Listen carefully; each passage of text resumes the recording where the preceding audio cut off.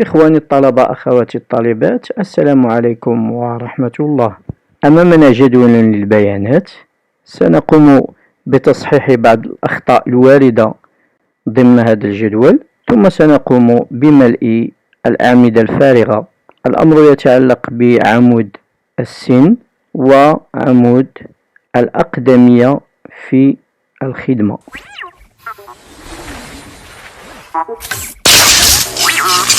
إذن نذهب أولا إلى هذا العمود.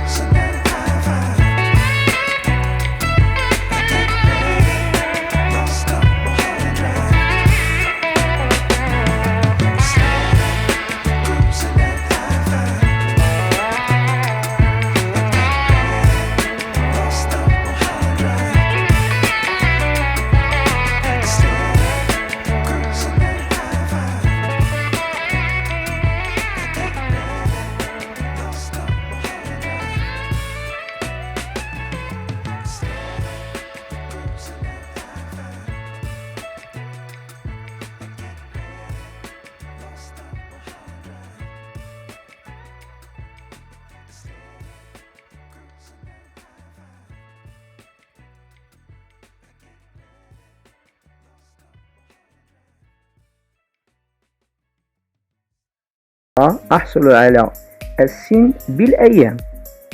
إذا لدينا هنا السن بالأيام. سنعمل على تحويل السن بالسنوات. إخواني الطلبة، انتبهوا هنا جيدا،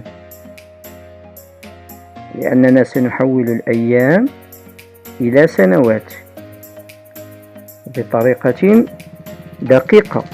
إذا نذهب إلى بارامتر دو سيلول، نختار بيرسوناليزي، نبحث عن الصيغة التي استهدفها. أنا لم أجد الصيغة التي أريدها، سأعمل على كتابتها هنا. إذا انتبهوا جيدا، سأكتب Y، وهذا يعني، وهو يعني بالنسبة للإكسل years أي السنوات، ثم معقوفتين، ثم أترك مسافة وأكتب معقوفتين، ثم أترك مسافة وأحول إلى اللغة العربية وأكتب سنة، ثم معقوفتين وأضغط على OK. إذا أحصل على السن بالسنوات.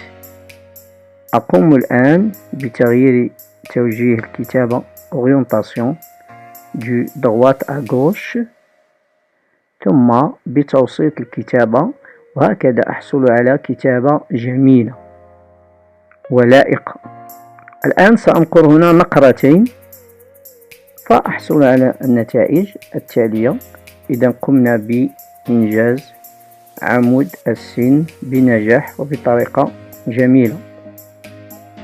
الآن سنحسب الأقدمية في العمل.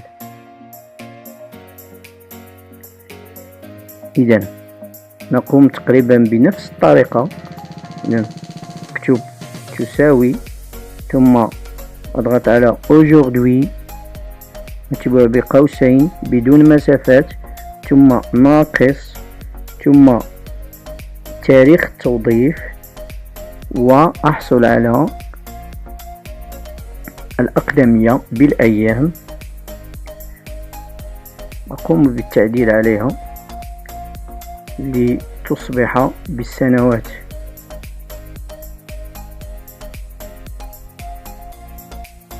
إذن حصلنا على الأقدمية بالسنوات.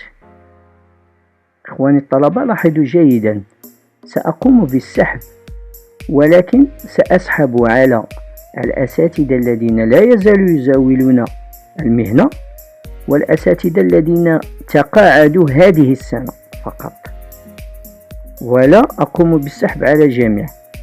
لماذا؟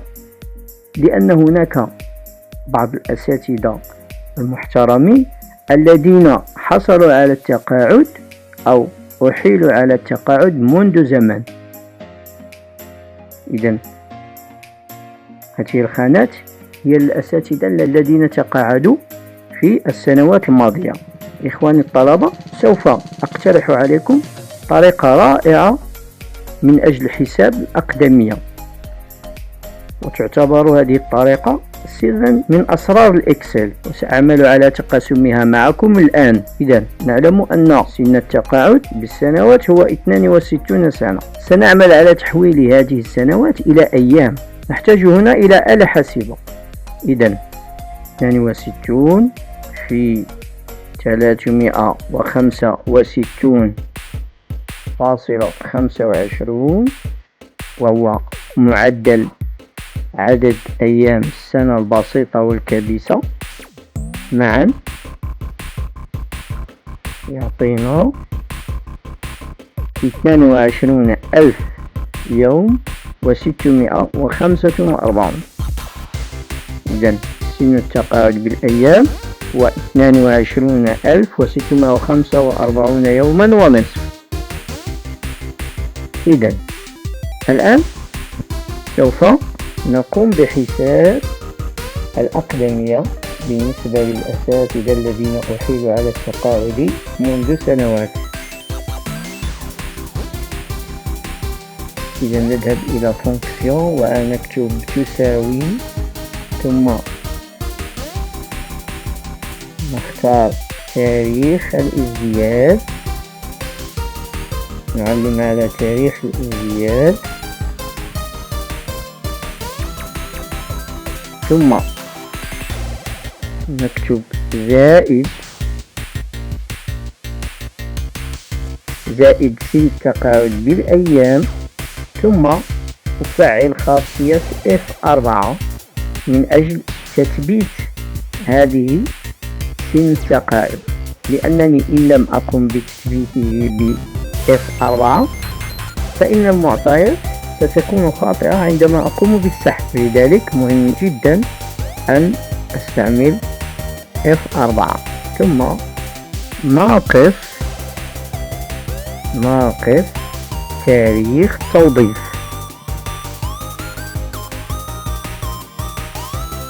ثم أضغط على OK. إذا حصلنا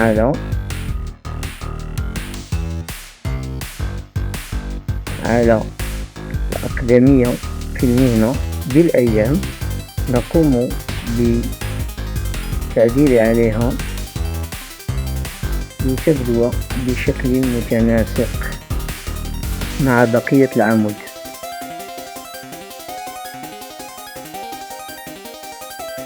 أوكي، إذا أقدمية هذا الأستاذ هي 31 سنة.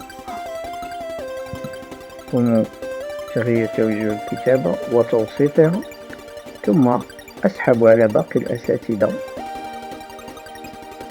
فأحصل على ما يلي. إذا قمنا بحساب الأقدمية بالنسبة لأساتذة المزاولين، وكذلك بطريقة صحيحة بالنسبة للأساتذة الذين أحيلوا على التقاعد منذ سنوات. إذا أعزائي الطلبة، نأتي إلى نهاية هذا الجزء من التعديل على جدول البيانات، وأتمنى لكم التوفيق ودمتم في رعاية الله.